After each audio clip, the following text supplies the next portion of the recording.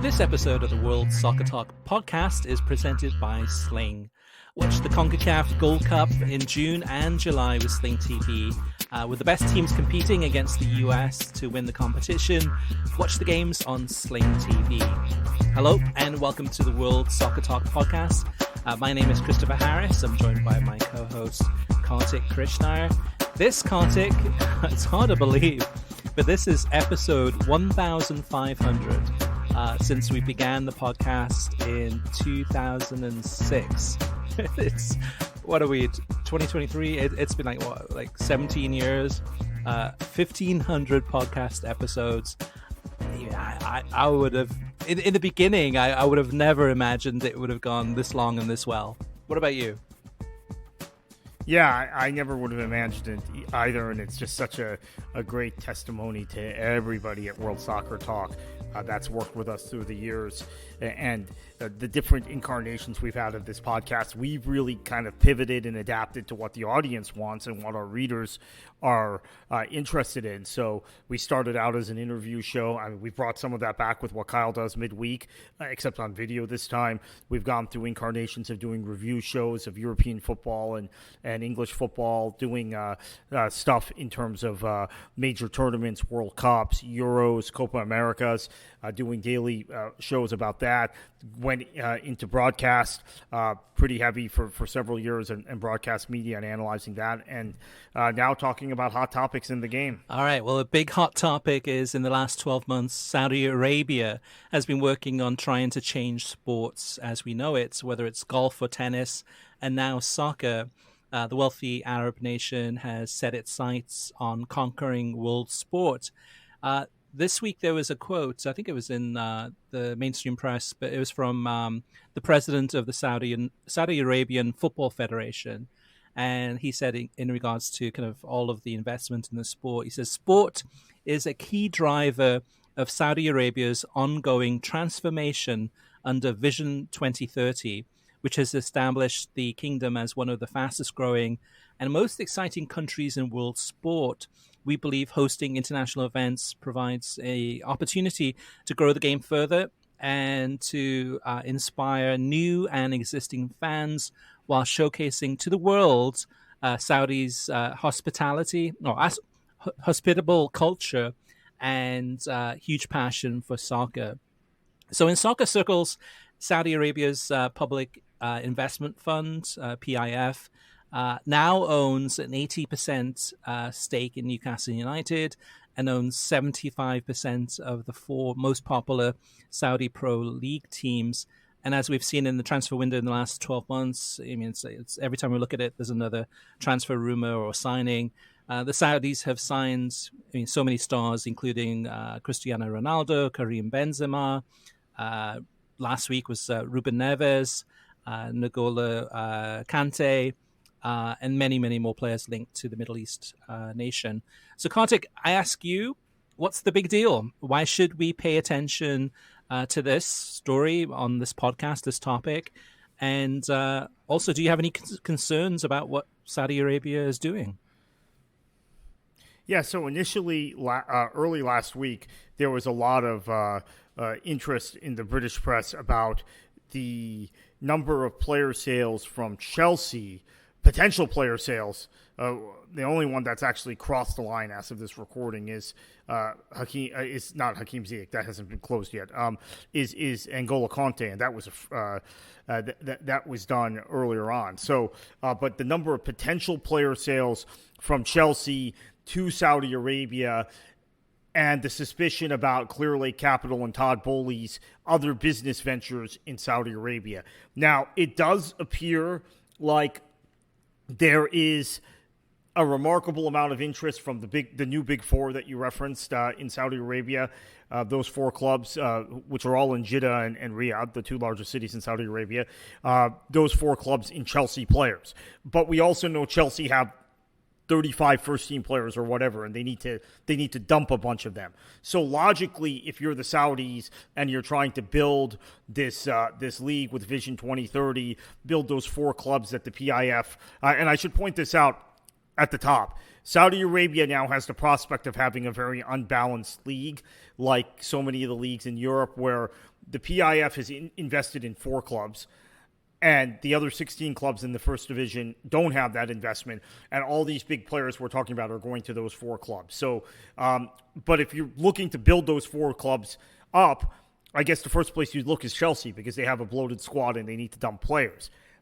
But multiple articles in the Telegraph and then follow up from other outlets in Britain indicated that there seemed to be some smoke in terms of the relationship between Todd Boehly and the Saudis, and also that the Saudis are helping out Chelsea in terms of potential FFP problems, because as we know, Chelsea spent more money in the last 12 months than any club, more money on transfers than any club in the history of football. So they need help. So that's something I am concerned about. Now, the other side of this is the number of guys that are going to Saudi Arabia that probably are entering their last contract or their next to last contract, their last big contract, and European clubs can't afford to retain them or competitively bid on their services. And we've seen phases like this before with the NASL, with Japan, with Qatar, with the UAE, with China most recently, right? The Chinese Super League. And those things tend to fade. They tend to go through these kind of phases. I don't know that this is a phase. I think this might last longer, but it also doesn't concern me because as much as that potential Chelsea story, because I don't think there's a license, a right, I don't think it's necessarily healthy that all those players stay in Europe permanently. And then I also think that there is a sustainability question around a lot of European clubs like Inter, who plainly have to dump players, and China is an outlet for that. One thing I do want to mention, though, one caveat is Ruben Neves has moved from Wolves to Saudi Arabia. He's Wolves' best player. They're a club that fought relegation all season. He's only 26. That concerns me. Like a guy at that age, a guy at that level, a guy that is that critical to the club he plays for, moving to Saudi Arabia. That's a little different than Benzema and Conte and whoever else going, right? I mean, that's that I think is more of a red flag. But worth noting, Wolves also in FFP trouble. And this probably saves them for a season of FFP sanctions, making this sale. So Saudi Arabia is there as an option for players and for agents if they need to get their guy out of a situation where the club he's at is in FFP trouble and no one else in Europe can really afford his wages. So, Kartik, let's break this down. I mean, that representative, or actually the president of the Saudi Football Federation, was saying that one of the reasons they're doing this is to showcase to the world Saudi's hospitable culture and passion for soccer. But really, what is the reason? Why is there this sudden interest in Saudi Arabia now in investing in soccer, actually in sport, right? Basically kind of taking over, shaking up the golf world. It may do the same or pretty similar to it in soccer. And we've seen recent investment from Qatar. Practically any soccer game you watch these days now, whether it's the CONCACAF Gold Cup, whether it's the World Cup, Premier League, most of the advertising you see is Qatar. You mean whatever the slogan is, embrace Qatar or visit Qatar, whatever it may be.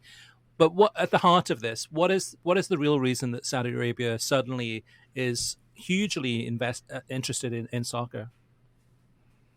I think it is a sport washing element, and I think it's not just we talk about sport washing in terms of the Saudis and the Qataris and the Emiratis, UAE, trying to gain acceptance in the West. That's really the perspective we talk about. There's another perspective, which is the Saudi regime is a brutal regime, but football is a very popular sport in Saudi Arabia. Unlike China, where it's not particularly popular per capita. U.S., it's not particularly popular per capita. What other countries did I mention earlier? Japan, they were trying to grow the game when they went out and got a lot of the top players that they got in the 90s. Saudi Arabia, it's kind of a bread and circus thing. I think they feel like if they give the masses these top football stars, there might be less reluctance to rebel. There may be more reluctance to rebel. They might keep even some of the migrant workers. For example, there are 2.5 million people who are registered as Indian citizens or of Indian origin in Saudi Arabia. And when you consider how small the kingdom's population is, 30 million or so, that's a pretty big chunk of the population. So keeping people like that happy as well. You're bringing them Ronaldo, you're bringing them Benzema, you're bringing them Conte, you're potentially bringing them now Roberto Firmino and Hakim Ziyech and any number of other guys. I've heard Brozovic, a player I rate really highly, linked with Saudi clubs. So so many guys that maybe satisfy the palate of football fans in Saudi Arabia. Again, different than China. China's qualified for one World Cup.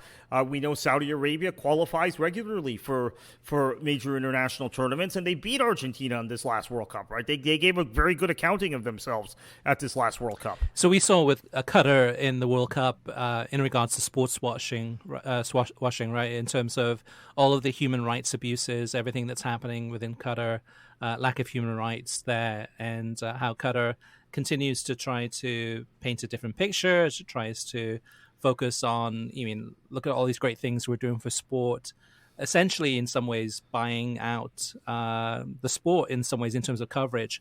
We saw that with Fox's coverage of the World Cup. So much of it was sponsored by Qatar, the main sponsor. Some of the editorial decisions that Fox Sports made certainly would have been favorable to Qatar, as we saw on television. And then we've got Saudi Arabia. We won't go into all of the human rights abuses there, Kartik, but there is Jamal Khashoggi, the reporter, the journalist, who was killed at the Saudi consulate. I think it was in Istanbul, dismembered, probably because of his criticisms of the Saudi crown prince. And there's plenty of other human rights abuses too. A lot of shady stuff that happen in Saudi Arabia, and in Saudi Arabia, the leader MBS there has been given U.S. immunity over the Khashoggi killing. They never did find his body. So Kartik, from a human rights perspective, is this something we should be worried about in terms of what Saudi Arabia is doing with the sport of soccer and growing it and trying to use it for sports washing? Is this something we should pay attention to and try to stand up against this? Yeah, we absolutely should be concerned about it. And we've obviously seen that there's already a backlash when Newcastle was bought, and reporters rightly and diligently pointed out the Khashoggi killing and any number of other barbaric practices in the kingdom. And actually, Kingdom of Saudi Arabia is that much worse than Qatar or UAE. So if people complain about the Qatar World Cup or Manchester City's ownership or PSG's ownership, the Saudis are much, much worse. And really like a medieval kingdom in reality, in the way that they govern so many things. So you absolutely should be concerned about that. And here's something to watch also, Chris. Like we talked about with Todd Boehly, there seems to be a situation where as private equity and investment bankers and these sorts of entities get more involved in buying football clubs in Europe, largely U.S.-based investment bankers and U.S.-based firms, hedge fund managers also are involved in this. Right. They all have ties to Saudi Arabia, which is why I ultimately don't know the truth about the Boehly situation. I don't necessarily want to jump to the conclusion a lot of people in the UK have, which have said, now this is the most corrupt thing ever. It's funny. They were 3 weeks ago, they were complaining about Manchester City and FFP and UAE, and now that's child's play compared to what they are inferring might have happened with Chelsea and Boehly's connections to the Saudis. I don't want to jump to that conclusion. If it is, in fact, what people suspect it is a huge, huge scandal and a huge blight on football. But I don't know that it's it's just not a coincidence, right? Because so many of these investment bankers and hedge fund managers and people involved in private equity do business with the Saudi royal family and with the PIF, with the Saudi Sovereign Wealth Fund, which owns Newcastle and owns the majority in these four clubs we've talked about in the Saudi League, that it's kind of, you could make that guilt by association in many cases. Ultimately, we don't know the truth, but here's the thing. As we keep going in this, as the Saudis continue to become bigger and bigger players in football, I think we're going to be asking these questions when Chelsea sells players to the Saudi League or whoever the next team is that has some sort of investment bank owning them or some sort of hedge fund, right? And like Alan Pace, the owner of Burnley, comes from that sort of world. The next time one of those clubs sells a player to Saudi Arabia, we're going to be suspicious. And again, I want to make this clear because Chelsea fans jumped down my throat a week ago on social media and on Beyond the 90. I am not sure yet. There is smoke. I don't know if there's a fire. And I know the Telegraph seems to have jumped into thinking that there's a definitive link. I don't want to go there yet, but it does look suspicious that there are 5 or 6 Chelsea players going to Saudi Arabia when Chelsea are in FFP trouble. We know the Saudis are upping their spending on football, and we know the ties between them and Bowley. So there is plenty of reason to be suspicious. All right, let's move on to listener mailbag. And Kartik, we've got a lot of feedback from listeners in regards to the last podcast we did about US Open Cup and MLS's involvement or lack of involvement in that. First up is Dan. Dan says, the comments made by Major League Soccer and the Players Union are disingenuous at best. How can they possibly complain about venues for Open Cup games while they're going to be running the Messi show from the Drive Pink Stadium? They lose all credibility in that discussion. As much as anything, I feel that they're struggling to justify the idea that MLS is far superior to USL. They're not. USL and USL Championship and MLS are closer in quality than the impression that's often given, and the Open Cup exposes that. MLS would be better off taking the cup seriously and trying to crush the USL Championship. I don't believe that they really could just decide to do that. The tournament against Liga MX will be great for the Leagues Cup, but what happens if Liga MX runs MLS off the pitch? John Adams says, I enjoyed your chat about the US Open Cup on the recent podcast episode. One thing that wasn't mentioned about the venue comments is that MLS clubs that are hosting games are also not putting their best foot forward. I'm a fan of San Diego Loyal, and we were drawn to play Seattle Sounders away in this year's Open Cup. I was originally excited to see my local club potentially play in a much bigger venue than we typically do, except when game day came around, the Seattle Sounders played host at their MLS Next Pro venue. So if MLS wants to criticize the venues in the US Open Cup, they also need to evaluate themselves in this regard too. Stones and glass houses and such. Thank you. Love the podcast. Khalil says U.S. Open Cup would only be relevant if there was promotion and relegation in the United States, so that the lower division teams were ultimately building towards something, and the first division teams were trying to avoid relegation. Not that it would, not that it would or should have a direct influence on that, but what makes, for example, the FA Cup special is that those lower division teams are all trying to rise. Rob says that MLS playing too many games is a joke. Firstly, this is what squads are for. Secondly, every team in the English Premier League plays as many league games as the finalists that play in the MLS, and more games that actually matter. Teams fighting relegation aren't going to roll over for the top teams. The real problem is that resting the best players over a season makes it harder for a team to win MLS and the Open Cup and the CONCACAF Champions League in the same season. Doing the treble should be extra challenging and not the expectation of the best funded team in the league. Premier League teams often use the early rounds of the Leagues Cup. Well, actually, Premier League teams often use the early rounds of the League Cup, English League Cup. There's too many Leagues Cups. English League Cup, Carabao Cup, to rest the starters and give the second string and young players some competitive matches. Kartik, let me take a pause there. There's some really good comments and input from the listeners. Any thoughts on any of those points raised?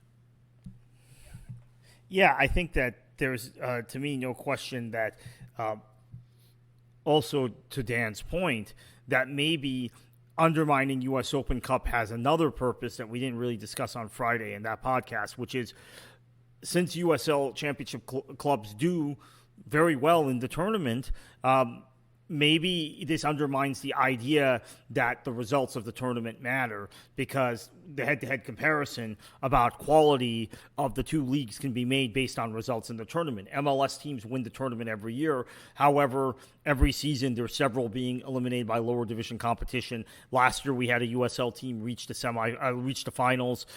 This year we had two reach the quarterfinals. So if the 30 best teams in the country are all MLS teams, or I don't even know how many teams are in MLS 29. anymore. 29, 30, 29. Yeah, if the 29 best teams are in the or MLS teams, logically, if you have a quarterfinals, now obviously because of the draw, teams can play each other earlier. MLS teams, although they do protect them, by the way, in round 3, MLS teams can't face each other. If that were the case, then the 8 quarterfinalists would all be MLS teams. Right, exactly. Yeah. Right? But in the round of 16, you had 2 MLS teams lose to USL teams, which is how 2 USL teams got into the quarterfinals. So they don't want the comparison. That is absolutely correct, and that has always been the case with any competition that potentially embarrasses MLS. I can go back to my own experience with the CONCACAF Champions League. We had a team, Puerto Rico Islanders. They beat the LA Galaxy over 2 legs in the qualifying phase of that tournament. And the very night that the first leg took place, or maybe it was the second leg. Well, one of the 2 legs, the very night that took place was a night that Don Garber made comments to the media about minor leagues and characterizing lower divisions as minor leagues, and it would be great to have relationships with the minor leagues, and then I think made some kind of crack about market sizes and some of the places that there were lower division teams. So there's always an insecurity that comes out when they're in these competitions and teams from the lower divisions do better than the MLS side. Next up is Vihan or Vihan, and he says, I do not follow Major League Soccer, but I would love to watch Inter Miami games for Messi.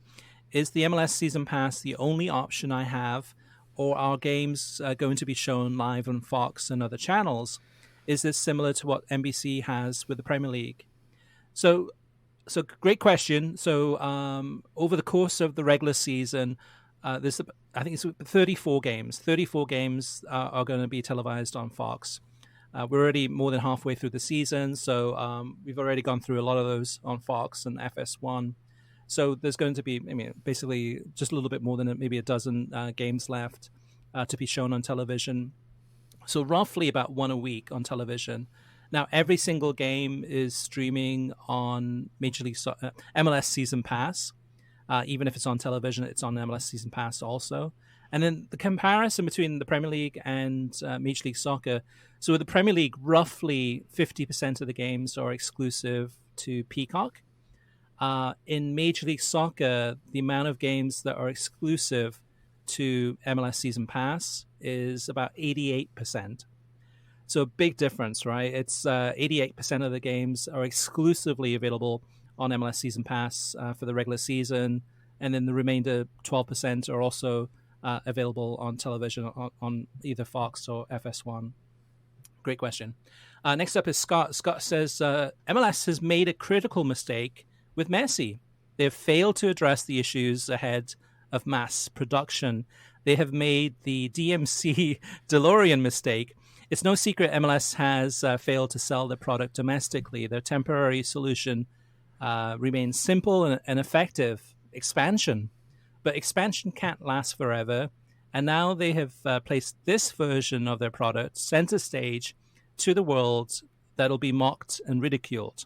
These new fans are buying Messi, not Major League Soccer. Take away Messi, and what is MLS selling? Number one, they're selling participation is bought, not earned. Number two, 29 teams are insufficient number for a league. Number 3, playoffs should decide the champion, not league form. And then number 4, low division clubs are not a vital part of the soccer pyramid. Does this sound like a product that these fans want to watch? Does this sound like a legitimate soccer league? The recent comments made by Zlatan and Gareth Bale should be a huge red flag. They walked away with the verdict, it's not the real thing.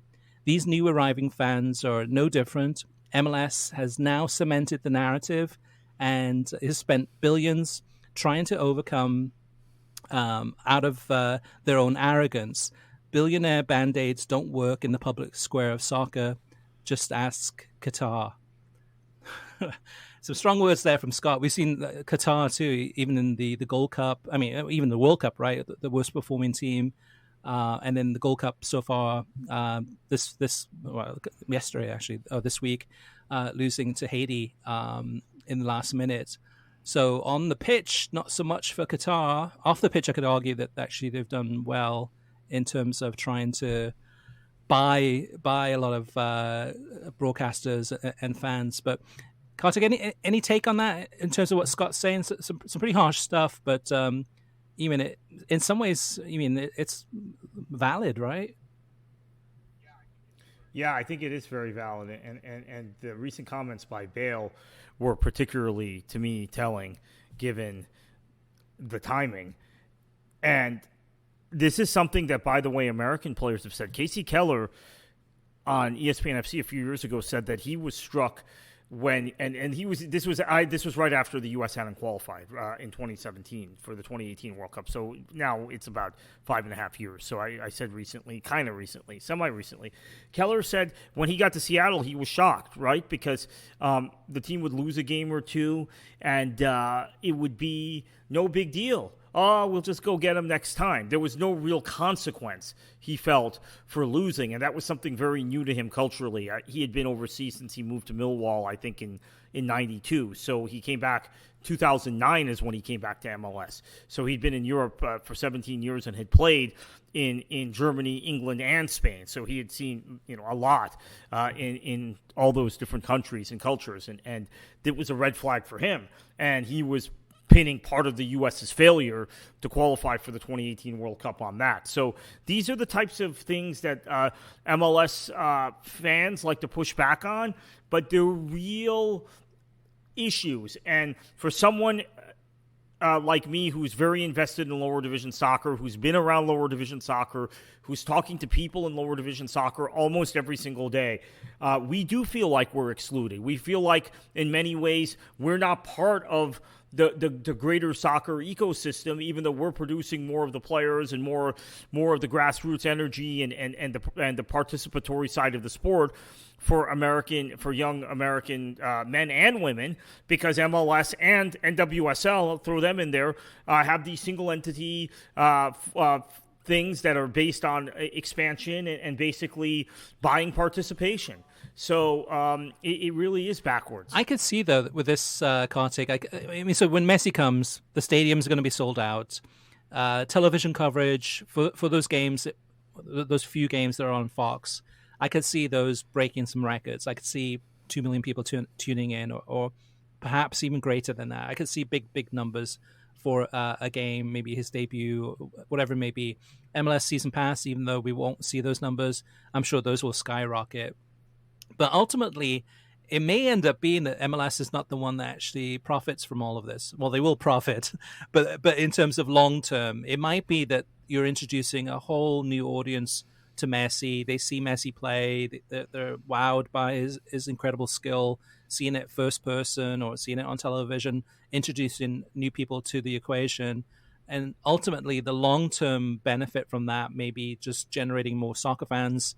And as those soccer fans become more educated or more well-versed in terms of what are the best tournaments or the best leagues, what are the most competitive ones to watch, some of that will be MLS, but I would argue that it could be Serie A, it could be Bundesliga, it could be Liga MX, it could be the Premier League, it could be the Champions League, it could be so on and so forth, that they may end up being the actual long-term winners in this, and it may not be MLS, because at some point, people are going to start watching MLS more closely and see some of these other games and see some of these other teams when Messi's not involved in them.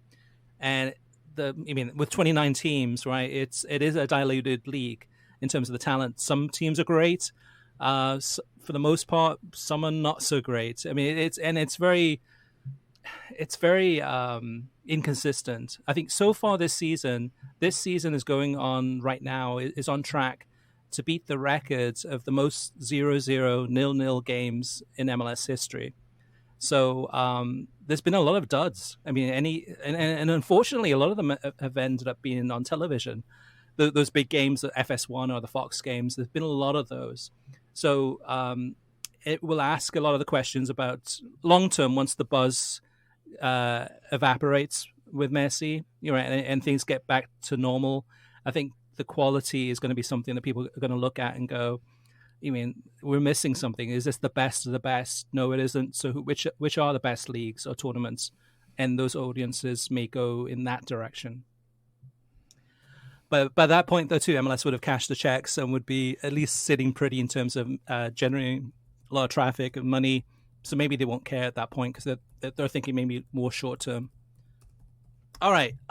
We have a voicemail from Chris. All right. Here's the voicemail. Hi, guys. I have a quick question for you guys about NBC's Premier League coverage for this upcoming season. My question is, with NBC showing a good amount of Big Ten college football and basketball games this upcoming season, especially in the fall and winter, could this mean significantly less Premier League games on linear TV, NBC, and USA? And if so, what would be the Premier League's reaction to that? All right, Kartik, as the expert college sports fan, it's not me. What do you think about this? Do you think Chris has a point here? I guess. I mean, to be honest, you say I'm a college sports fan. I really only watch the ACC and in basketball, so I don't know when the Big Ten football games are. I think I'm guessing they're noon and 3:30 Eastern. Although noon would be 11 Central Time, right? So that right. And Big East is Big Ten is mostly Central Time. I don't know if it would cause a conflict. Now, in basketball, it will. CBS did show some Big Ten basketball games this year in February, and the Big Ten tournament in March in time slots, which would be the same time NBC were showing the 12:30 Eastern Time kickoff in the Premier League. So basketball, definitely there could be conflicts. Football, I assume there could be also. But remember, with Notre Dame, NBC was often able to bump those games to where they're starting at 3 or 3:30. The coverage is starting at 3 and 3:30, and they get the Premier League match in as a lead-in. The Big Ten contract, I believe, is being split three ways, right? It's CBS, Fox, and NBC. So maybe they'll work around their other commitments. I think it ultimately depends on golf, because golf is split. The PGA Tour, and maybe there'll be a format change next year with this LIV merger. Who knows? But it's split between NBC and CBS, and where we see other events end up has a lot to do with whether CBS or NBC is showing golf that particular weekend. And that includes the Premier League. We've seen Premier League games dumped since the beginning of the time with NBC 10 seasons ago because of golf. Yeah, about Chris's question about like what the Premier League's reaction to that would be. If it does happen, I don't think they have an issue with it. I mean, it's those games are available on Peacock if they're not available on NBC or USA. I mean, they have other TV networks they could put games on if that was an issue. CNBC is one example on weekends.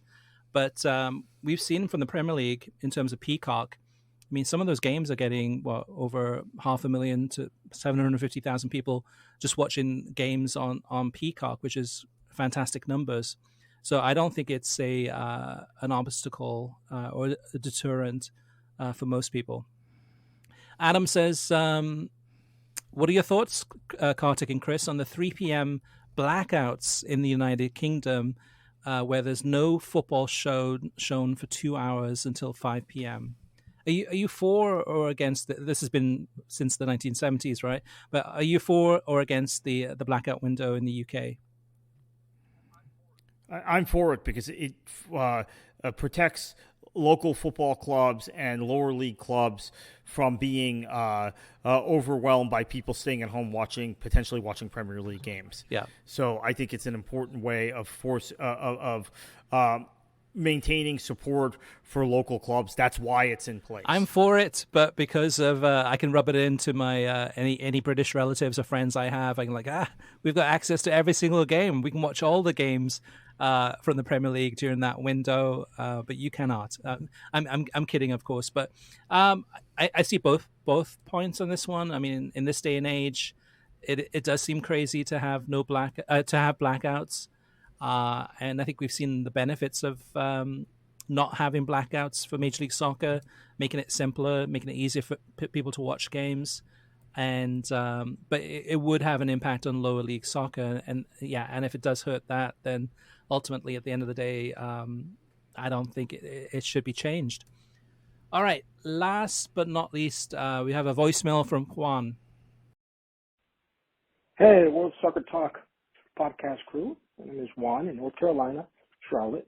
I am a big fan of Serie A and the podcast last week about what CBS could do to improve it. There really needs to be a larger discussion on the Spanish audio. I grew up with Spanish audio, as a native Spanish speaker, Spanish audio of soccer, football was very important to me, and it still is. So I wish CBS would at least have some sort of world feed for Spanish audio. I can't stand any of the English audio that is not Mateo or Dre Cordero. So just props to them. They're really good, but they can't do every game. So we really need a Spanish world feed like they have for English and Italian language. Thanks again. You guys are the best. Bye. So Juan, great points there too. The secret to this, and most people don't know it, is that some games are already in Spanish audio for games on Paramount Plus for Serie A. Now, to find it is not easy, and it depends on which device you're using. But we do have an article at worldsoccertalk.com that walks you through the different steps to be able to figure out if there is Spanish language commentary available for those games. At least it was last season. So I'll drop that link in the show notes. So take a look at that and see if that helps answer your question. To the larger question about but why doesn't all the games have it? I don't think there's that much demand. I mean, yes, it's a nice to have, but how many Spanish language viewers are interested in watching Serie A? What do you think, Kartik? Is there a bigger audience there than people might think? No, I don't think it was ever a driver from talking to people back in that era, that period at BN when they had BN Sports in Espanol. It didn't get the numbers they wanted, nor when ESPN showed the matches in Espanol. That having been said, I think CBS has been a little it's tough to poke holes in CBS's soccer coverage because it's been so comprehensive, as we talked about. But I think they've been a little negligent in alternate language feeds on Paramount Plus for the things they have the rights to in the alternate languages. Now, they don't have UEFA Champions League rights or CONCACAF rights in the alternate language, but they do for some of their other properties, and they've been very reluctant, I think, to exploit that. Yeah, and that's the thing that's been missing overall from CBS Sports since the beginning, since they've had soccer coverage, is that they don't have a Spanish language channel, right? I mean, you look at Fox Sports. Fox has FS1, FS2, etc., but they also have Fox Deportes. ESPN has ESPN channels and they have ESPN Deportes. beIN Sports has the Spanish language channels and the English language channels. NBC has Telemundo, so on and so forth. But CBS does not have a Spanish language channel or a division or branch where they could say, okay, let's go ahead and have those games on that. So even when they have the rights, it's difficult, right? What do you do with them? And then if you do audio for some of these games, you're losing money on that. You're not going to gain money on that. So it would be something that they would just do now and again, perhaps. But yeah, but great point, Juan. All right, guys, let's finish up there. We appreciate your feedback. Feel free to let us know what feedback you have, questions, etc. We'd love to read those out on air. There's a bunch of different ways you can reach out to us. We've got a bunch of voicemails this week, which is fantastic. You can leave a voicemail at 561-247-4625. You can go ahead and send us an email, which is web@worldsoccertalk.com.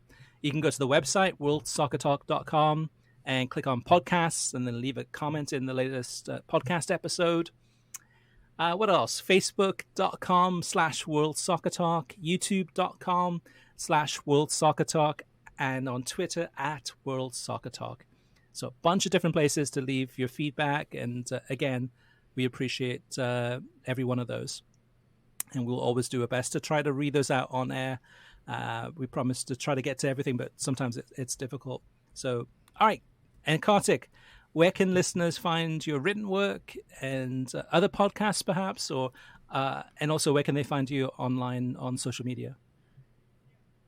Yeah, so at beyondthe90.substack.com, and looking forward to probably finally taping an interview with the manager, the owner of Club de Leon this week, and that's an exciting club here in Florida, in Nisa, and other written work there at Beyond the 90. You can find me on Twitter at KKFLA737. All right, we've got CONCACAF Gold Cup this week, of course, with more games.